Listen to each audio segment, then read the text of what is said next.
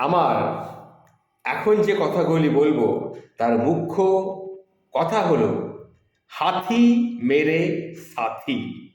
হাতি মেরে সাথী বলে আমরা একটা সিনেমা দেখেছি রাজেশ খান্নার, কিন্তু এটা সেই হাতি মেরে সাথী নয়। আমি হাতিকে নিয়ে একটা ছোট্ট ঘটনা আপনাদের সামনে উল্লেখ করতে চলেছি। তখনও ভোর হয়নি, ঘন জঙ্গলের ফাঁক দিয়ে আবছা দেখা স্লেট রঙা আকাশ। দুই কুনকিকে নিয়ে বুনো ঢুকলো হাতি ধরায় ওস্তাদ শিবু কাকতি। কুনকি হলো বিশেষ ট্রেনিং দেওয়া হস্তিনী, যারা বুনো হাতি ধরায় সাহায্য করে। সাথে রয়েছে সদ্য কিশোর পেরোনো ভাগ্নে রামু। দুজনেই কাদা মেখে হাতির পিঠের সাথে একদম লেপ্টে আছে। জঙ্গলে রামুর এই প্রথমবার আসা। আগের মার আগের দিন মামা পই পই করে বলে দিয়েছিল শুধু পান্তা ভাত খেয়ে হাতির সাথে হাতির পিঠে কাটাতে হবে, বাড়ির কথা ভুলে যেতে হবে, মনে থাকে যেন। হাতি চোখে কম দেখলেও ঘ্রাণ শক্তি কিন্তু অত্যন্ত প্রবল। চট করে বুঝে যাবে আশেপাশে মানুষ আছে কি নেই।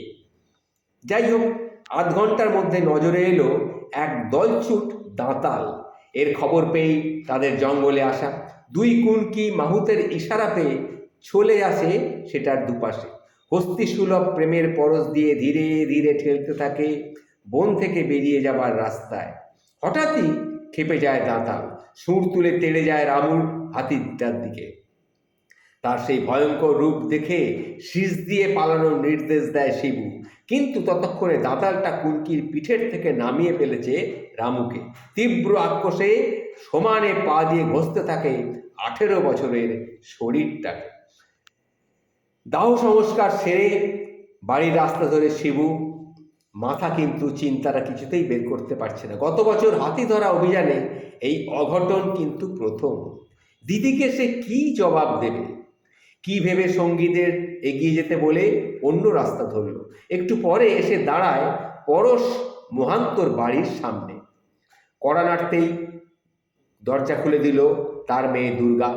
মা মরা মেয়েটির সাথে ভাগ্নে রামুর আসনাই চলছে, সে খবরটা তার আগেই জানা ছিল।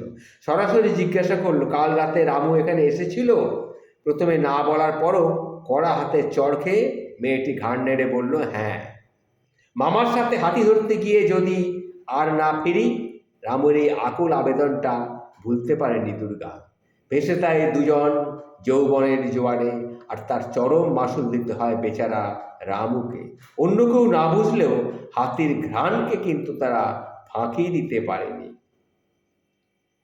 সল্টলেক পরিবেশ ভবনে আয়োজিত এক সেমিনারে এই ঘটনাটি আমি শুনেছিলাম, যার মুখে তিনি নিজেই একটা কিংবদন্তি। অসমের গৌরীপুর রাজবাড়ির কন্যাইনি।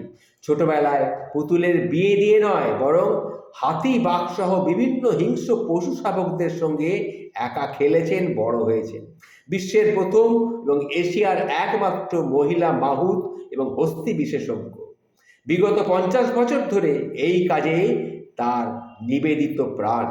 পোশাকি নাম পার্বতী হল ওয়ার্ল্ড ওয়াইফ ফোরামে কুইন অফ এলিফ্যান্ট নামে তিনি কিন্তু বিখ্যাত হন।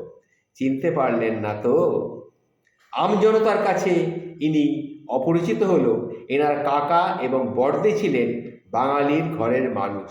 40 ও 50 দশকে কাকা প্রমথেশ বড়ুয়া ছিলেন বাংলা সিনেমার আইকন।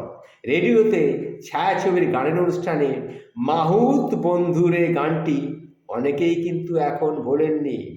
মাহুত বন্ধুরে গানটি কিন্তু খুবই বিখ্যাত একটি গান। গায়িকা প্রখ্যাত ভাওয়াইয়া শিল্পী প্রতিমা বড়ুয়া। এই প্রতিমা বড়ুয়া ছিলেন এনার বড়দি। এনার জন্ম হয়েছিল 1953 সালের 14ই মার্চ শিলংয়ে। বাবা ছিলেন বিখ্যাত হস্তি এবং বন্যপ্রাণী বিশারদ প্রকৃতিশ বড়ুয়া, যিনি লালজি নামে খ্যাত। মাত্র 14 বছর বয়সেই পার্বতী নিজে হাতি ধরেছিলেন। এই হচ্ছে আমি ঘটনাটা বললাম।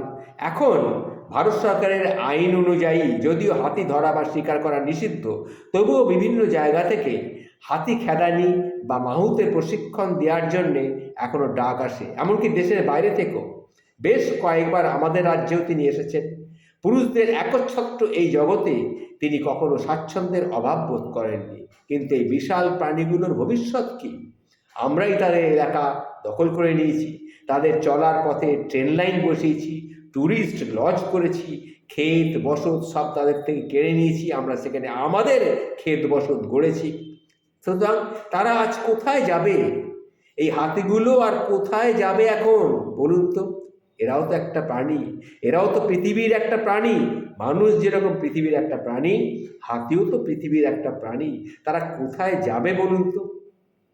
হাতি শিকারী রাজকুমারীর জীবন ঘিরেই আবর্তিত, তিনি নিজেই এক বিস্ময় সারা পৃথিবীর কাছে। নমস্কার। এই যে ঘটনাটি আপনাদের শুনলাম, এই ঘটনাটি আমি পেয়েছি আমার বন্ধুবর স্বপন সেনের কাছ থেকে। সেটা আমি ঘটনাটি আপনাদের সামনে তুলে ধরার চেষ্টা করলাম।